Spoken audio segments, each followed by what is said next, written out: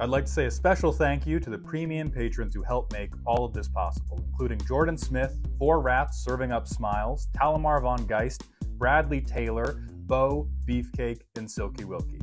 I have come up with some very official rubrics to rank the different permanent types in Fallout. We're gonna go through this. First, we're gonna do creatures. These attributes are gonna get scored out of 10. We're gonna do the power. We're gonna do the different archetypes they have supported. And then would they have been my childhood friend? And then are there any little guys? Then we're gonna move on to enchantments. These are only scored out of 5 because enchantments suck and so they don't deserve as many numbers as creatures. That's gonna be whimsy, overall flavor, and then how much they increase the price of pick your poison. Next, we're gonna do lands. Those are just gonna be yes, no, because they do exist. We're gonna do yearning, which is how much I want to exist in the landscape being depicted. Fixability, could I grow Hominy here? And then speed, so if how many slow lands versus fast lands we got. And then finally, artifacts. We're gonna score this kind of like a mood ring, just like purple, red, yellow. Do they make me crave the certainty of steel? Another, do they have weird little guys? How much do I think I could get for them at my local recycling plant? And then how confident am I that I could build it myself? First up, we have my goat, Frank Horgan.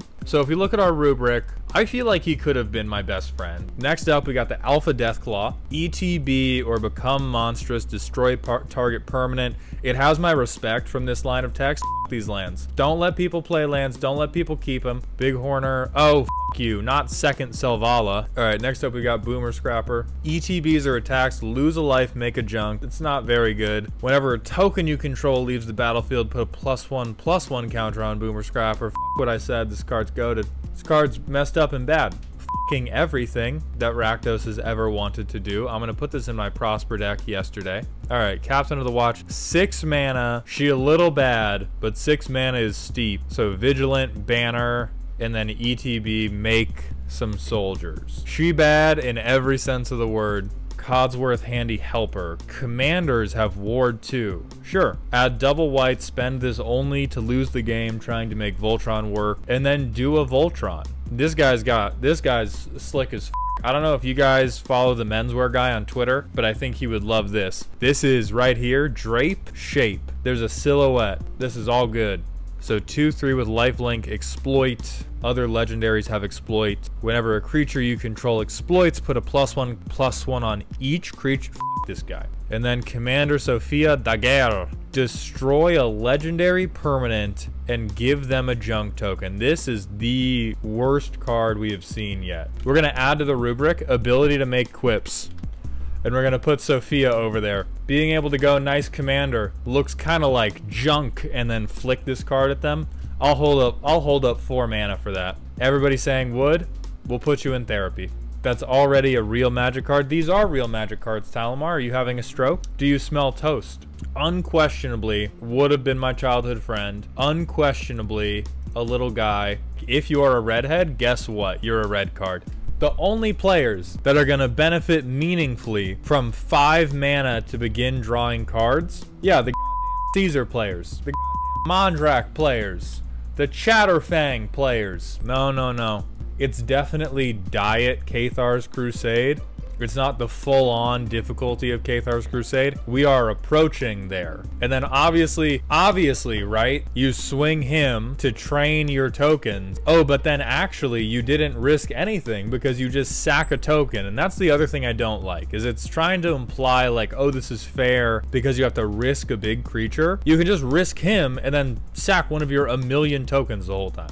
All right, artifacts have Ward 1. ETB, return target artifact card from your graveyard to your hand. Surely that could never go wrong. Surely there's no low mana artifacts that it would be problematic to have recur just on ETB. Surely white blue could not find a way to flicker this man. Honestly, even this thing, because it draws a card on death. Who cares about on death? They are just gonna stick this man onto a trampoline. You think he's dying? Never. Today's video is sponsored by Manscaped.com and the Performance Package 5.0 Ultra. Over 10 million men already trust the proven excellence of the Lawn Mower electric trimmer. I'm here to talk to you about an issue near to my heart and my girlfriend's eyeballs. I'm talking about these guys. In addition to the Lawnmower 5.0, this package gets you the Weed Whacker 2.0, an ear and nose hair trimmer that is powerful, lightweight, and cordless to make getting those hairs under control fast and easy, so that you can get back to pretending like this wasn't a very relevant problem for you. Manscaped is also looking out for your downstairs with ball-specific aftershave and deodorant to help you upgrade that swamp nut to a World Heritage Site. To get your hands and balls on this package today, head over to manscaped.com and use the code MALDHOUND for 20% off, plus free international shipping, plus these 2 free goodies. Thank you all very much. Hornet Queen is a f***ed up evil card. Every time I've had this card resolve against me, it has immediately crawled directly into my butt and ended the game, so I'm not a big fan of that. Okay, Ian the Reckless. When he attacks, if he's modified, you can have it deal damage equal to power to you and any target. What a f***ing bad card. Me, when I finally give red some targeted interaction, but I also have to kick myself square in the dick. Give him lifelink. That solves yes, but also that solves every problem, right? Almost anything that has to attack becomes good if you go, oh, it has lifelink now. Like when you can just assume that one of these specific cards that would make your card good will be attached to the card. Sure, what about all the times when that doesn't happen and you instead shoot your own cock off? Fairest card ever, no problems here. I love milling people. I love kicking people in the head. This card seems incredibly okay. Oh, good. It's legacy legal, you guys. Just wait for James, the colorless Manador, to shatter the legacy format near you. Okay, next up we got Jason Bright. Okay, whenever a zombie or mutant you control dies, if its power was different. I mean, this is card draw for the +1/+1 counter players, and I'm gonna use it because it's fair when I use it, but also f you. Blue +1/+1 counters is most typically Simic, and those people already have more than enough cards. They also super don't need to be able to give things flying. This dude's sick as hell. F them kids. I don't care about these kids. I do care about that sick gun. First strike and haste f***s. Treasure tokens on attacks f***s. Sack treasures, steal something that f***s. Straight into Prosper. This card is truly awful. This is ETB. It says sack a 10th, which I'm assuming is very flavorful. That number is 1, and in the instance where it's more than 1, that it doesn't matter, right? Because if it's more than, if they have enough to make it more than 1, then they have 20 or 30, and it's like, oh no, they're down to 18. They were like, yeah, let's do all flavor and 0 function.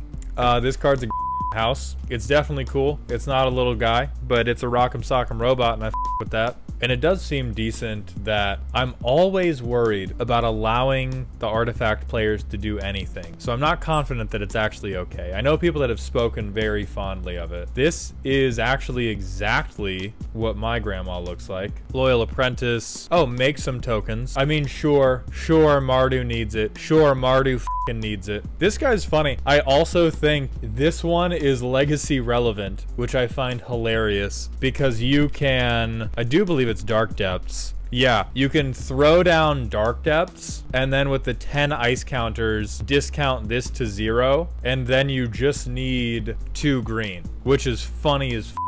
Yavimaya, Dark Depths is a forest, and then turn 2, boom.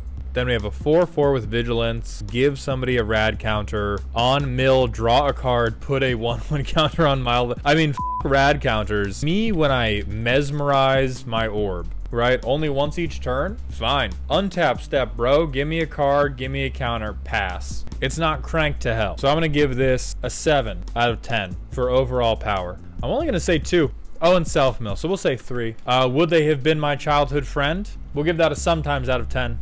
And are there any little guys? That is going to be a yes. We're going to move on to enchantments. This rubric is scored out of 5 because enchantments suck. This will become relevant later. I think this card is probably too fair. It's probably a reprint. Yeah, it is. Okay. Definitely too fair, but Legion, let's go.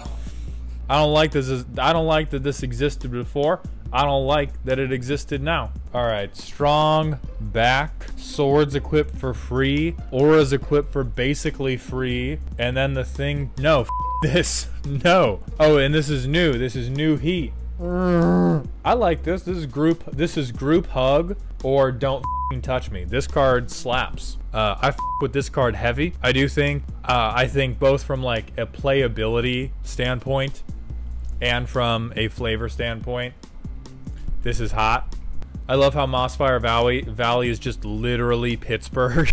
It's just a photo of Pittsburgh. Could I build a device capable of launching a nuclear bomb in my garage? For the purposes of publishing this video, no, I could not. I have no intentions of doing so. Okay, pre-war formal wear. Yes, my girlfriend consistently makes things that are much more intricate and difficult than this, and I have no doubt that they could teach my stupid how to make basic clothes.